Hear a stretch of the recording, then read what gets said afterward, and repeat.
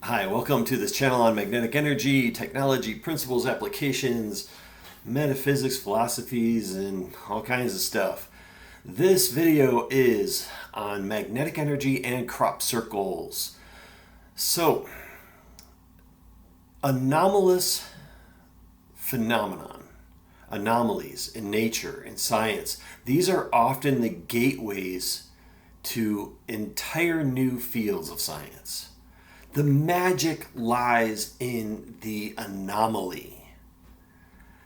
But what happens when you have a society, a planet that's at a low vibration and that is relatively, and where the science community, by and large, other than the top secret agencies who already know everything I talk about on these videos, but other than that, though, they're like the educational community, the collegiate community, when it's controlled by fear and by money, what seems to happen in this type of environment with this type of low vibration is whenever you have something that doesn't fit into the data, or something that cannot be explained. And we've all seen this over and over, and the media plays right along with all of it. So things will be ridiculed, things will be, good lord, the data will be changed, they'll be mocked, they'll be ignored, they will be suppressed. You will have agents showing up at farmers' houses and telling them to mow or to essentially get rid of the crop circle immediately or else. So you've got this whole system of suppression, but then you've also got this whole system of denial among scientists, and then ridicule and mocking, and then the media plays along with it, and they put out these ridiculous stories about these two guys with boards that are doing all the crop circles. This video is about the ones that are authentic, the crop circles, the crop formations that are authentic. Now, don't get me wrong, those guys with the boards, they do some pretty amazing work, these teams that do that, and I respect them doing those by hand. That's cool. But that's not really what I'm interested in from a magnetic energy point of view. We're talking about the ones where there's eyewitnesses of balls of light or plasma in the field, and the crops are bent, not broken. They're genetically altered, they're chemically altered. The soil is altered. There's radioactivity sometimes involved. There's energy streams that go into the earth all the way up to the ionosphere. There's vortices of energy in the inside the area. There's voltages that are being measured. There's zero footprints. They happen in a matter of seconds or minutes. They even happen when it's raining. So let's just be clear that I'm talking about the phenomenon that can't be explained, that scientists around the world absolutely completely ignore, even though they shouldn't ignore it. They should be delving into it. And why is it that they ignore that? Is it because they're scared? Is it because they don't want their funding cut? Is it because they can't explain it and they don't have the technology to reproduce it? In comes magnetic technology. So I love this crop circle phenomenon because it's something that it just shows the whole world something that can't be explained, something that just appears out of nowhere. And it's just an amazing phenomenon that science should just latch onto, because it really is the gateway to a whole new field of science if they would explore it and they'd be willing to think outside the box. So, pulsing, neutral, relatively neutral, magnetic fields, rotating, counter-rotating, that type of situation, and where we get an etheric draw, we get an etheric buildup of energy, and then we are offering the return path through a gap. The gap is really important because in the magnetic energy world, the gap is where you get the transmutation, the transformation of the magnetic energy. So we can change the polarity with a gap jump. We can change the resonance. We can do all kinds of things, but when we actually control that gap distance, what we can do is we can cause a buildup of etheric magnetic energy in a given system, and it will take on its own spherical formation, because what happens is as it jumps that gap, it creates that low temperature nuclear reaction. This is a type of nuclear reaction, but it's safe. And the radiation from it is safe. It's actually a healthy type of radiation, and it immediately dissipates when it's over. So this isn't This isn't a dangerous thing, but this is a low temperature, low level nuclear reaction that takes place, and that creates a plasma, a cold plasma, if you will, that is programmable. So that plasma, we can control the pulse rate of that plasma. We can control the intensity of that plasma. If you have it contained with certain elements, like certain gaseous elements, then it will take on certain characteristics. And we can make it hot or leave it at room temperature, leave it cold if we want to. It depends on what the use is for. So it can create heat if we let it create a reaction. Now, usually when that happens, and this is interesting, and this goes back to like the whole magnetic theory on the sun and how the sun is essentially like a transference of ether. It's a etheric conversion basically system. But even in a cold plasma, magnetic energy plasma, you're looking at the outer part of it is where the heat manifests, but the inner part is still relatively cool.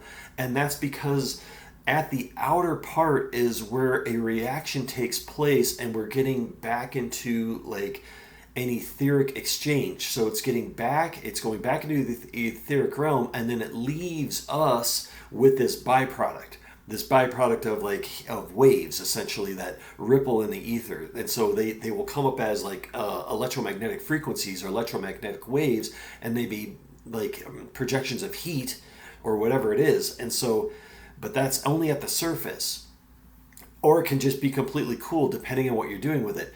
So imagine that being programmable, and as that ball of energy, that cold plasma ball of energy is programmed essentially to create a specific crop formation, not only does the varying pulse rate will turn the stalks of a plant into essentially like a rubber, like where they become soft, they become malleable, and it will allow them to bend down, because you also, at a pulse rate of that, you have a given force field. And we have some gravitational things happening where we're influencing gravity with that plasma ball. Plus we have a force field action happening, and then we're controlling basically the fall of these plants and pushing them down perfectly.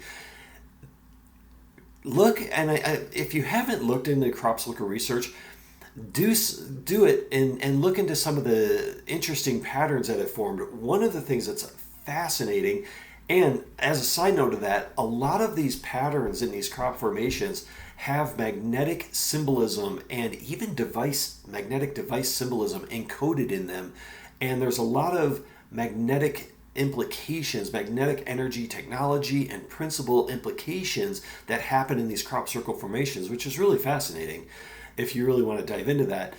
But you'll notice on some of these formations that are authentic, that the plants are literally woven together. They're woven together without breaking. And remember, in the authentic, they continue to grow. The plants will continue to grow, which is pretty cool. So, I mean, it's bent, but it's still growing.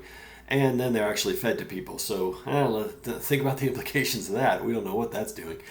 So they're woven together. So imagine that vortex of magnetic energy that is influencing gravity. It's influencing matter in this attract field, and it's actually creating that vortex around those plants and causing them to interweave together and then fall in a certain formation, a pre-programmed formation that's all done with a pulse rate and a variety of magnetic pulsing and magnetic resonance as well, because we're getting into this whole idea of a resonance group that influences these crop formations and influences that particular type of matter, that crop.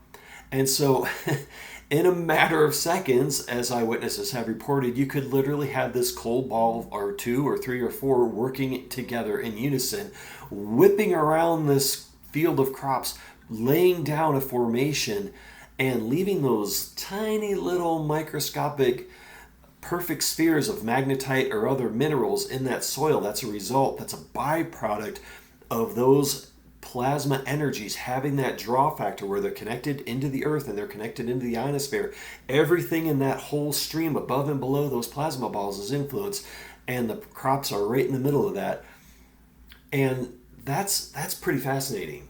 So, I mean, maybe it's us from the future, because in the future we could very, very well have that type of technology if we go with magnetic energy and we start exploring that. It could also be all kinds of interdimensional beings, beings from other worlds that are communicating with us, communicating with each other, showing certain things that are happening with the Earth. It could be forecasts of events to come, and all kinds of things. But there are definitely some very close connections between crop circles and magnetic energy, and even the idea of meditating on those, or contemplating a lot of those symbols, can really lead to breakthroughs in consciousness, breakthroughs in meditation, breakthroughs in higher consciousness, and visions of things to come, or visions of other beings, visions of other worlds, visions of what is happening with the Earth and around the planet. So it's a fascinating phenomenon. Science absolutely needs to embrace it 100%, and hopefully, as this paradigm, this global paradigm of science shifts into a more enlightened view of things, anomalies will be explored. They will be cherished. They will be appreciated. They will be dissected. They will be reproduced, and we will, because it opens the door to new phenomena, to new understandings of the universe, to deeper and more profound understandings of the universe. And we can't always control where the phenomena are, these anomalous phenomena, but it's really important that we engage in that, and be aware of it. And that includes any paranormal phenomenon. It's important to give it the respect that it deserves. So anyway, with that, I will see you next time.